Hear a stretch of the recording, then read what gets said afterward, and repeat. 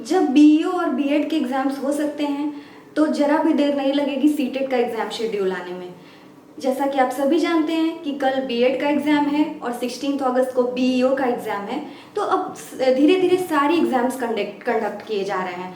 तो अब सीटेट का भी ऐसा नहीं है कि मतलब कई लोग माइंड मेकअप कर चुके थे कि 2020 में अब कोई एग्ज़ाम्स नहीं होंगे, कोई वैकेंसीज नहीं आएंगी। तो इस बात को आप बिल्कुल दिमाग से निकाल दीजिए क्योंकि एग्ज़ाम्स अब धीरे धीरे स्टार्ट हो रहे हैं। कल बीएड का एग्ज़ाम है 9 अगस्त को, 16 अगस्त को बीईओ का एग्ज़ाम है। May be next month CTET का भी एडमिट कार्ड आ जाए। तो आप अपने आप को प्रिपेयर्ड रखिए, बिल्कुल तैयार रखिए, क्योंकि हम लोगों ने अपना माइंड मेकअप कर लिया था कि कोई एग्ज़ाम नहीं होना, जब एग्ज़ाम नहीं होना है तो पढ़ना क्या, तो कुछ दिन रोक देते हैं पढ़ाई। तो बिल्कुल ऐसा नहीं है, आप अपनी तैयारी को जारी रखिए क्योंकि कभी भी एडमिट कार्ड जो है सीटेट का वो जारी हो सकता है और आगे भी टीचिंग की वैकेंसीज आ सकती हैं। जैसा केंद्रीय विद्यालय केवीएस वगैरह की वैकेंसी अभी होल्ड पे थी, वो भी वैकेंसीज वगैरह आ सकती हैं। तो मैं जो ही आज आप लोगों को फॉर्मेटिव एंड समेटिव असेसमेंट के बारे में बताऊंगी। Formative and summative assessment is the most important topic in CDP. ये सीडीपी का बहुत ही इंपॉर्टेंट टॉपिक है जिससे संबंधित आपके क्वेश्चंस पूछे जाते हैं और थोड़ा क्वेश्चन आपको ट्विस्ट करके पूछा जाता है। तो इसके लिए ज़रूरी है कि हम जितने भी इसके मेन पॉइंट्स हैं, पॉइंटर्स हैं, कि जान लें। टू द पॉइंट जानेंगे, बहुत हमें डिटेल थ्योरी टाइप नहीं पढ़ना है कि बिल्कुल बोरियत लगने लग जाए और फिर हम पढ़ना ही छोड़ दें। हम बिल्कुल एग्जाम के पर्पज से टू द पॉइंट स्टार्ट करेंगे। तो चलिए स्टार्ट करते हैं। फॉर्मेटिव असेसमेंट का अर्थ होता है हिंदी रचनात्मक मूल्यांकन एंड समेटिव असेसमेंट की हिंदी होती है योगात्मक मूल्यांकन। अब ये दोनों क्या है, इसका अंतर मैंने बस पॉइंटर्स लिखे हुए हैं जिससे आपको इजीली समझ आ जाएगा। सबसे पहला है इट बेस्ड ऑन, ये फॉर्मेटिव असेसमेंट जो है ये based on assessment for learning. ये किस पे आधारित है? Assessment for learning. असेसमेंट का अर्थ होता है मूल्यांकन और लर्निंग का अर्थ होता है अधिगम। तो अधिगम के लिए मूल्यांकन, यहाँ पे जो लर्निंग की जाती है उसके प्रोसेस के लिए मूल्यांकन किया जाता है। और इसमें इन दोनों में अंतर क्या है? यहाँ पे असेसमेंट ऑफ लर्निंग हो जाता है, अधिगम का मूल्यांकन। सीधे सीधे अधिगम का मूल्यांकन कि बच्चे ने कितना पढ़ा है और मतलब कितना उसने ग्रो किया है, क्या क्या उसने पढ़ाई की, उसके आधारित पे पूरा उसका असेसमेंट किया जाएगा, यानी कि मूल्यांकन किया जाएगा। और यहाँ अधिगम के लिए मूल्यांकन होता है, मतलब लर्निंग प्रोसेस को छोटे छोटे टुकड़ों में बांट करके असेसमेंट होता है, यानी कि मूल्यांकन होता है। चलिए अदर पॉइंट्स देखते हैं तो और भी आपको क्लियर होगा। अकर्स ड्यूरिंग लर्निंग एक्टिविटी, ये जो है आपकी लर्निंग एक्टिविटी के दौरान ही ये फॉर्मेटिव असेसमेंट रचनात्मक मूल्यांकन किया जाता है। थोड़ा सा और इजी तरीके से समझेंगे। जैसा आप सभी जानते हैं कि पहले के टाइम में क्या होता था, केवल हाफ ईयरली एग्जाम्स होते थे एंड एनुअल एग्जाम्स होते थे। अर्धवार्षिक परीक्षा और वार्षिक परीक्षा, दो ही परीक्षाएं होती थी जिसमें बच्चों को डायरेक्ट मार्क्स के थ्रू मतलब ये होता था कि बच्चा पास है या फेल है, तो इस तरीके से होता था। लेकिन अभी के टाइम में पूरा सिलेबस जो है, पैटर्न जो है वो बिल्कुल चेंज हो चुका है। सीसीई पैटर्न पर आधारित है, कॉन्टिन्यूअस एंड कॉम्प्रिहेंसिव इवैल्यूएशन, यानी कि सतत एवं व्यापक मूल्यांकन। कंटिन्यूटी में हमें असेसमेंट करना है, यानी कि मूल्यांकन करना है। तो ये किस पे, ये कब कब होता है? Occurs during learning activity. Learning activity के दौरान ही इसका असेसमेंट किया जाता है, मूल्यांकन किया जाता है। जैसे कि हाफ ईयरली एग्जाम, जब से सेशन स्टार्ट हुआ, जैसे मार्च या अप्रैल, जब से भी नया सेशन स्टार्ट होता है स्कूलों में, तब से लेकर हाफ ईयरली एग्जाम तक 2 या 3 यूनिट टेस्ट लिए जाते हैं। 2 या 3 यूनिट टेस्ट होते हैं। उसके बीच में बच्चों की कमी को डायग्नोस किया जाता है, यानी कि उसका निदान किया जाता है और पता लगाया जाता है। फर्स्ट यूनिट टेस्ट जब होता है तो उससे पता चल जाता है कि बच्चों की लर्निंग में कहाँ पे कमी है, उसको डायग्नोस करेंगे और फिर उसी के अकॉर्डिंग क्या होता है, उसको ट्रीटमेंट किया जाता है। ट्रीटमेंट वो डॉक्टर्स वाला नहीं, यहाँ पे ट्रीटमेंट है लर्निंग से रिलेटेड, यानी कि अधिगम से रिलेटेड। उसकी लर्निंग में कहाँ कमी आई है उसका ट्रीटमेंट होता है, उसका उपचार किया जाता है। इसी बीच उपचारात्मक शिक्षण भी दिया जाता है, यानी कि रेमेडियल टीचिंग। बच्चे की किस कोर्स में, कहाँ पे, किस टॉपिक में, किस क्षेत्र में कमी आई है उसका निदान करते हैं और उसको रेमेडियल टीचिंग यानी कि उपचारात्मक शिक्षण दिया जाता है। तो ये होता है इसमें क्या होता है, occurs at the end of learning activity. Learning activity के सीधे एंड में या तो हाफ ईयरली एग्जाम होगा या तो एनुअल एग्जाम होगा।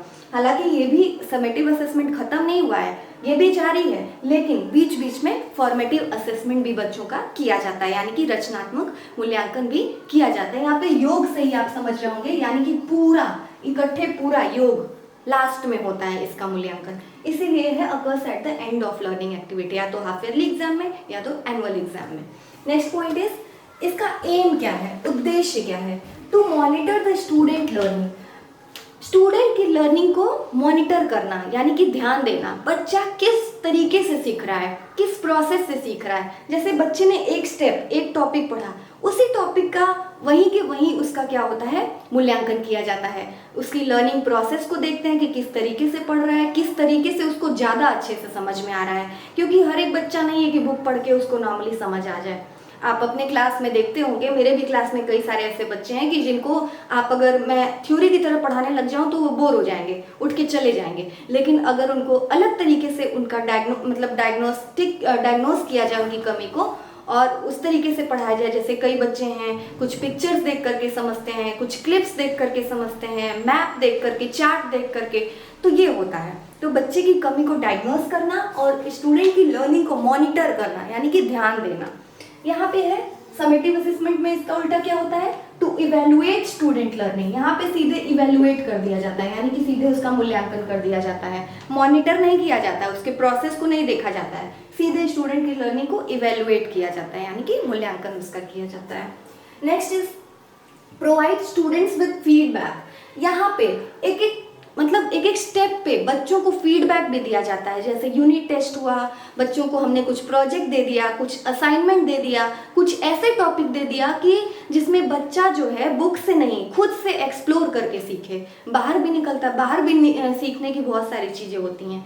तो जब बाहर निकलेगा, खुद एक्सप्लोर करेगा, तब वो सीखे। तो इस तरीके के प्रोजेक्ट्स दिए जाते हैं, ठीक है। तो ये हो गया, बच्चों को तुरंत का तुरंत फीडबैक दिया जाता है। और एक चीज़ इसमें बेनिफिट ये है कि यहाँ पे teacher and student both can identify their mistakes, यहाँ पे टीचर भी अपनी मिस्टेक को आइडेंटिफाई कर सकता है। जैसे सपोज आपने क्लास में कोई टॉपिक पढ़ाया, जब आप उसका फॉर्मेटिव असेसमेंट करेंगे तो आपको पता चलेगा कि कुछ ही बच्चों को समझ में आया है, रेस्ट ऑफ द स्टूडेंट्स जो है उनको नहीं समझ में आया है। तो इस तरीके से हमें भी अपनी मिस्टेक्स पता चलती हैं कि हमें बच्चों को किस तरीके से पढ़ाना है, कहाँ पे हमारी टीचिंग में कमी आई है कि उन बच्चों को नहीं समझ में आया। तो ये चीज़ है यहाँ पे। इवन बच्चे भी अपनी कमी को, जैसे बच्चे ने पढ़ा, आपने तुरंत उसको करेक्शन किया, तो बच्चा समझ जाता है फीडबैक से कि हाँ मेरी यहाँ पे कमी है, ठीक है। तो ये हो जाता है यहाँ पे। नेक्स्ट है, यहाँ पे इसका उल्टा क्या होता है, प्रोवाइड ए स्पेसिफिक स्कोर और रिजल्ट। यहाँ पे बच्चों को फीडबैक नहीं दिया जाता, स्टेप पे हर कदम पे फीडबैक नहीं दिया जाता है। यहाँ पे सीधे बच्चों को क्या दिया जाता है, स्पेसिफिक स्कोर, सीधे उसका मार्क्स बता दिया जाता है, हाफ ईयरली का रिजल्ट उसके हाथ में सीधे आता है, या फिर सीधे वो अपना मार्क्स देखता है। बीच बीच में उसकी कोई भी असेसमेंट नहीं की जाती है, कोई भी मूल्यांकन नहीं किया जाता है।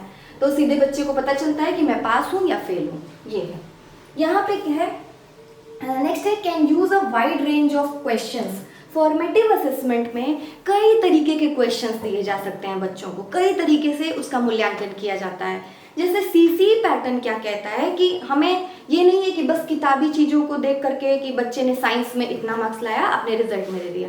इसमें क्या है, ओवरऑल हर चीज़ उसमें देखते हैं कि बच्चे के प्रैक्टिकल में कितने मार्क्स आए हैं, बच्चे का हर एक स्किल देखी जाती है। ऐसा नहीं कि बस सीधे बुकिश नॉलेज देखी जाती है कि बच्चे को ये नहीं आया, गलत आंसर लिखा है, और भी ओवरऑल स्किल्स देखते हैं। इसमें एक्स्ट्रा करिकुलर एक्टिविटीज़ भी आप किया जाती हैं, तो हर एक का असेसमेंट होता है। तो इस तरीके से कोई भी बच्चा इसमें फेल नहीं होता है, क्योंकि हर एक बच्चे की कोई ना कोई क्वालिटी होती है।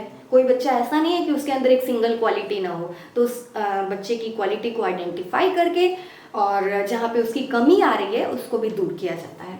कई तरीके के क्वेश्चंस आते हैं, जैसे इसमें हो सकते हैं जैसे ओरल क्वेश्चंस। आप बच्चों से पढ़ाते पढ़ाते क्लास में क्वेश्चंस करिए, ये नहीं कि बस लेक्चर दिए जा रहे हैं, बच्चा समझे या ना समझे हमें उससे मतलब नहीं है। ओरल क्वेश्चंस करिए, बीच में बच्चों से क्वेश्चंस करिए, समझिए, बच्चे की जो अंदर से हेजिटेशन है वो दूर होनी चाहिए। नेक्स्ट है, असाइनमेंट वगैरह हम दे सकते हैं। किसी भी एक टॉपिक का असाइनमेंट आप दे दीजिए ताकि बच्चा उसको कंप्लीट करे, खुद से कंप्लीट करे। होमवर्क दे दीजिए, ऐसा दीजिए जो बुक में ना दिया हो, जो बच्चा खुद से एक्सप्लोर करके सीखे। Next, conversational skills. Conversational skills यानी कि जब आप बच्चे से बात करेंगे तो उसकी जो कॉन्वर्सेशनल यानी कि बातचीत करने की जो स्किल है वो भी सुधरेगी। बच्चे कई बार आंसर जानते हुए भी क्लास में आंसर नहीं दे पाते हैं, आपने देखा होगा। सभी को, मतलब ऐसा नहीं कि बच्चे को आंसर नहीं पता है, बट वो हेजिटेट हो रहा है, बोल नहीं पा रहा है। तो अगर हम इस बातचीत करेंगे बच्चों से, बीच बीच में बात करते रहेंगे, बिल्कुल एक टीचर की तरह नहीं, एक गाइड की तरह उसको गाइड किया जाए, तो इससे बच्चे की कॉन्वर्सेशनल स्किल्स भी इम्प्रूव होगी। नेक्स्ट, प्रोजेक्ट्स दे सकते हैं आप, डिफरेंट साइंस के, SHT के प्रोजेक्ट्स दे दीजिए बच्चों को, जिसमें बच्चा खुद से करके सीखे। क्विज कराइए। अब तो कई सारे प्राइवेट स्कूल्स में, मुझे गवर्नमेंट स्कूल्स के बारे में तो बहुत ज़्यादा नहीं पता, लेकिन इतना तो पता है कि वहाँ पे ये सारी चीज़ें नहीं होती हैं, डायरेक्ट समेटिव असेसमेंट पे ही ध्यान दिया जाता है, तो ये सभी चीज़ें भी होना बहुत ही इंपॉर्टेंट है। क्विज वगैरह कराइए। क्विज वगैरह से बच्चे की जनरल नॉलेज और बच्चे की हेजिटेशन, जो कंट्री में क्या हो रहा है, ये सारी चीज़ें बच्चों को पता होती रहती हैं।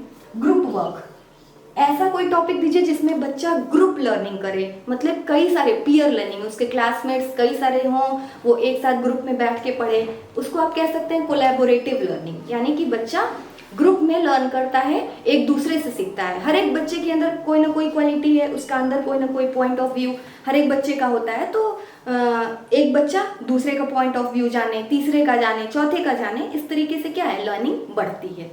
इसमें क्या है, किस तरीके के, इसमें लिमिटेड नंबर ऑफ क्वेश्चंस ही हो सकते हैं, इसमें आप नहीं कर सकते कि कई सारे रेंज के क्वेश्चन कर दीजिए। इसमें आप देखते हैं एग्जाम, अगर एग्जाम्स में आपने देखा होगा कि बस लिमिटेड नंबर ऑफ क्वेश्चंस ही होते हैं। पहला तो MCQ के फॉर्म में आएगा, यानी कि मल्टीपल चॉइस क्वेश्चन, जिसमें एक क्वेश्चन होता है, उसके 3 ऑप्शंस होते हैं, तो ये 3 या 4 ऑप्शंस होते हैं। ये इस टाइप का क्वेश्चन एग्जाम में पूछे जाते हैं। Short and long type answer type question, short answer पूछा जाएगा जिसमें 100 या 150 वर्ड्स के क्वेश्चन आंसर्स लिखने होते हैं। लॉन्ग आंसर टाइप पूछा जाता है जिसमें 500 वर्ड्स के क्वेश्चंस लिखने होते हैं, या फिर ऐसे लिखने को, यानी कि निबंध लिखने को आता है।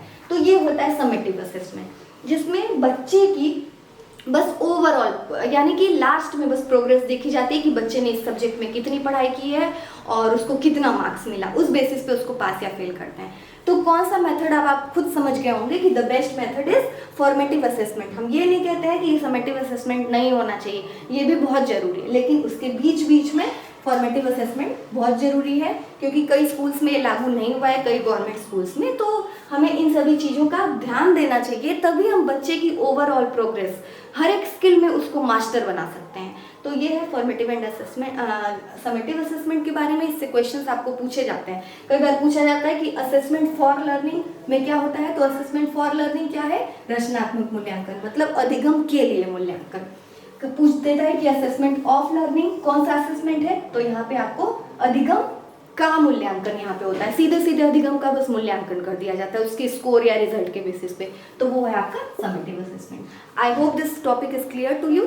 इसको रिवाइज करते रहिए और एग्जाम्स की बिल्कुल तैयारी रखिए, क्योंकि एडमिट कार्ड आने में इसका भी देर नहीं लगने वाला है। वीडियो पसंद आया तो प्लीज़ इसे लाइक, शेयर और मेरे चैनल को सब्सक्राइब जरूर करिएगा। जो मेरे चैनल का नाम है वो है यूनिवर्सल जूही।